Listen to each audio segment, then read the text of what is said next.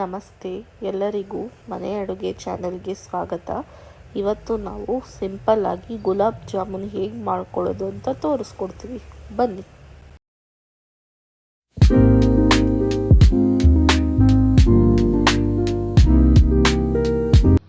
ಸ್ನೇಹಿತರೆ, ಸಿಂಪಲ್ ಆಗಿ ಗುಲಾಬ್ ಜಾಮೂನ್ ಮಾಡೋದನ್ನ ತೋರಿಸ್ತಾ ಇದ್ದೀವಿ. GRB ಗುಲಾಬ್ ಜಾಮೂನ್ ಪುಡಿ ಬಳಸ್ತಾ ಇದ್ದೀವಿ ನಾವು.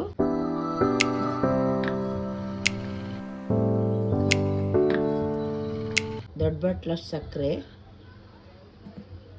ಒಂದು ಬಾಟ್ಲು ನೀರು ಪಾಕ ಮಾಡ್ಕೋಬೇಕು. ಇದರಲ್ಲಿ ಇದು ಉಂಡೆ ಕಟ್ಟೋಕ್ಕೆ ಕಲಿಸ್ಕೊಂಡು ಉಂಡೆ ಕಟ್ಟಿದ್ರೆ ತುಂಬ ಚೆನ್ನಾಗಿ ಸಾಫ್ಟಾಗಿ ಬರುತ್ತೆ ಗುಲಾಬ್ ಜಾಮೂನ್. ಇದು ಎಣ್ಣೆ ಕರಿಯೋದಕ್ಕೆ. ಇವಾಗ ಒಲೆ ಮೇಲೆ ಇಟ್ಕೊತಾ ಈಗ ಪಾಕ ಕಟ್ಟಕ್ಕೆ ಒಲೆ ಮೇಲೆ ಇಟ್ಕೊತಾ ಇದ್ದೀನಿ.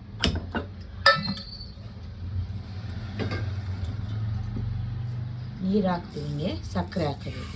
ಪಾಕ ಚೆನ್ನಾಗಿ ನಿಮಿಷವರೆಗೂ ಕಾಯಿಸ್ಕೋಬೇಕು, ಚೆನ್ನಾಗಿ ಹದವಾಗಿ ಪಾಕ ಬರುತ್ತೆ. ಈಗ GRB ಗುಲಾಬ್ ಜಾಮೂನ್ ಪುಡಿನ ಬಟ್ಲಿಗೆ ಹಾಕ್ಕೊತಾ ಇದ್ದೀನಿ, ಕಲಿಸ್ಕೋಬೇಕು.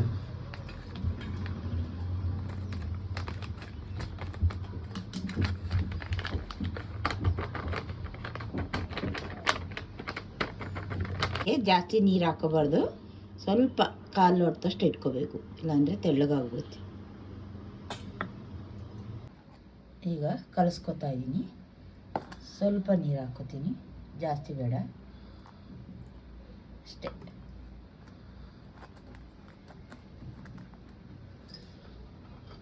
ಕಲಿಸುವಾಗ ಸ್ವಲ್ಪ ತುಪ್ಪ ಹಾಕ್ಕೊಂಡ್ರೆ ಸಾಫ್ಟಾಗಿ ಬರುತ್ತೆ.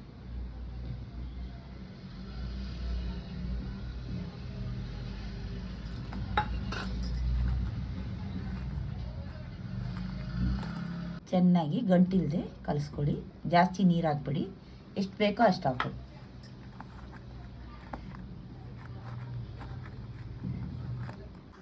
ಈ ಥರ ಕಲಿಸ್ಕೊತಾ ಇದ್ದೀನಿ, ಜಾಸ್ತಿ ನೀರು ಹಾಕ್ಬಾರ್ದು. ನೋಡಿ, ಈ ಥರ ಕಲಸಿಟ್ಟಿರ್ಬೇಕು. ಈ ಥರ ಕೈಗೆ ತುಪ್ಪ ಹಾಕ್ಕೊಂಡು ಉಂಡೆ ಕಟ್ಟರೆ ಸಾಫ್ಟಾಗಿ ಚೆನ್ನಾಗಿರುತ್ತೆ.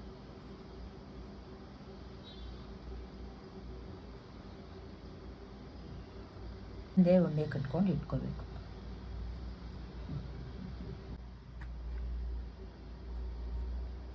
ಈ ಥರ ಮಾಡಿಕೊಂಡು ಕಟ್ಟಬೇಕು, ಒಡೆದೋಗಲ್ಲ, ಅವಾಗ ಚೆನ್ನಾಗಿರುತ್ತೆ.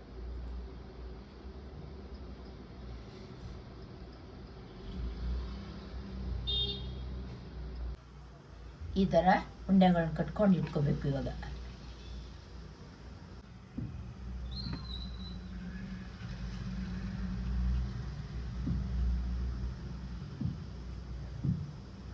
ಸ್ನೇಹಿತರೆ, ಸಕ್ಕರೆ ಪಾಕ ರೆಡಿಯಾಗಿದೆ. ಇವಾಗ ಜಾಮೂನ್ ಕರಿಯೋದಕ್ಕೆ ಎಣ್ಣೆ ಇಡ್ತೀವಿ. ಇದಕ್ಕೆ ಎಣ್ಣೆ ಇಡ್ತಾ ಇದ್ದೀನಿ. ಕೆಂಪಗಾಗೋವರೆಗೂ ಎಣ್ಣೆ ಕಾಯಿಸ್ಕೋಬೇಕು. ಎಣ್ಣೆ ಕಾಯ್ದಿದೆ, ಇವಾಗ ಜಾಮೂನ್ ಉಂಡೆ ಹಾಕ್ತಾಯಿದ್ದೀನಿ. ಕೆಂಪಗಾಗೋವರೆಗೂ ಬೇಯಿಸ್ಕೋಬೇಕು, ಇಲ್ಲಾಂದರೆ ಒಳಗಡೆ ಬೆಂದಿರಲ್ಲ.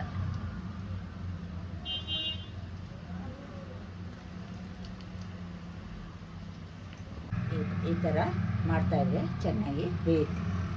ಕೆಂಪಗಾಗೋವರೆಗೂ ಬೇಯಿಸ್ಕೋಬೇಕು, ಚೆನ್ನಾಗಿ ಬೆಂದಿರುತ್ತೆ.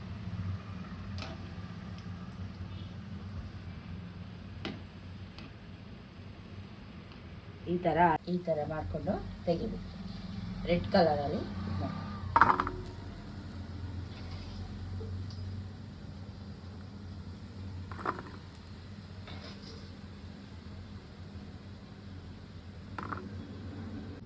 ಚೆನ್ನಾಗಿ ಎಣ್ಣೆಯಲ್ಲಿ ಕರ್ಕೊಂಡಿದ್ದೀನಿ. ಪಾಕ ಸ್ವಲ್ಪ ತಣ್ಣಗೆ ಮಾಡಿಕೊಂಡು ಹಾಕಬೇಕು ಜಾಮೂನ್.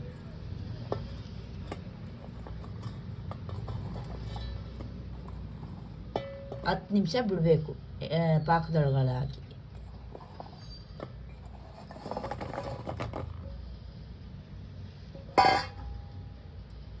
ಪಾಕದಲ್ಲಿ ಬಿಡಬೇಕು, ತಟ್ಟೆ ಮುಚ್ಚಿ. ಈಗ ಪ್ಲೇಟ್ ತೆಗಿತಾ ಇದ್ದೀನಿ. ಪಾಕದಲ್ಲಿ ಜಾಮೂನು ನೆಂದಿದೆ. ಈಗ ಬಟ್ಲಿಗೆ ಹಾಕ್ಕೊತಾ ಇದ್ದೀನಿ. ಬಿಸಿ ಬಿಸಿ ರುಚಿಯಾದ ಜಾಮೂನ್ ರೆಡಿ. ಇಷ್ಟ ಆದರೆ ಲೈಕ್, ಶೇರ್, ಸಬ್ಸ್ಕ್ರೈಬ್ ಮಾಡಿ.